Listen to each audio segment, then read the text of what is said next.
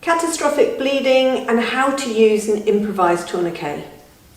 If somebody has a catastrophic bleed, they can bleed out very quickly. In fact, they can bleed out and lose a catastrophic amount of blood in less than 3 minutes. Hence, it is really important that you're able to help them quickly. Now, if they are bleeding, first of all, check it's safe for you to approach. If the perpetrator's still around, if you're in any danger, stay well back and get the emergency services on the way. So alert them to what's happened. If it's safe for you to approach, if there is a knife in the wound or anything in the wound, please don't remove it. You would initially apply direct pressure around the wound, which you can do with rolled up bandages if you have them, a pair of socks, whatever. You just build up around there and then you bandage around without pushing the knife any further into the wound. But please don't remove it because you could make things worse. Okay, now if it is a wound to a leg or an arm, so to a limb, and you cannot stop the bleeding with direct pressure, and you've given it a lot of direct pressure, then you need to make a decision that a tourniquet is like to be your best option. Now, most wounds can be stopped with direct pressure, so make sure you've given it a good go, and please wear gloves if you are dealing with bleeding, if at all possible, so protect yourself. So if you can't stop the bleeding by direct pressure, your second line treatment is a tourniquet.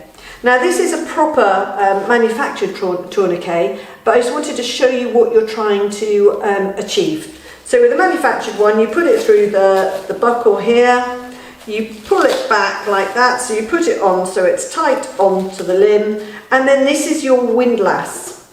So this is what you are using to tighten up and cut off the whole of the blood supply to the lower part of the leg. You put a tourniquet on just above the wound, and once you've made the decision to put that tourniquet on, you are not going to remove it, and nobody is going to remove it until it's removed by a doctor in hospital. That's really important, because when you've made the decision and you've cut off the blood supply, actually releasing the tourniquet can release toxins. So it's done in a controlled environment in hospital. So you put this on as tight as you possibly can. If you haven't put it on tight enough, it can actually, it can increase the bleeding. So you put that on with a proper tourniquet, you tuck that in, and then you tuck this over the top and you write the time on it. So that is your tourniquet applied. And as I said before, you're not going to remove it. It will be agony applying a tourniquet to someone, so ensure that they know it's going to hurt like anything, but explain why it is necessary. Okay, you wouldn't put a tourniquet on a joint, so if the wound is on a joint, you put the tourniquet just above the joint. Right, so if I take this off, I can show you what is suitable to use if you haven't got one of these, because most of us haven't. So you could use a tie, providing it is wide enough. So you want something that's roughly about 1.5 to 2 inches wide to go round. So if you are using a tie, then use the widest part that you can of it. You can use a scarf. So a nice tough cotton scarf is ideal. You know, you've got lots of length in there. And you could use something like a spoon that you would tie in as your windlass. You tie that on like that, and you would twist. So you tie that on, and that is your windlass that you use to twist to get that as tight as you possibly can, and then you tie that off. Or you could use, if you have a perfectly ordinary first aid kit, you could use a triangular bandage that you fold up so that it is roughly 1.5 inches, roughly 2 inches is ideal,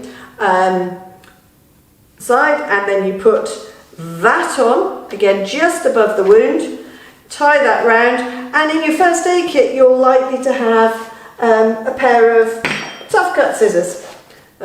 So use those, they're great, and you tie that off like this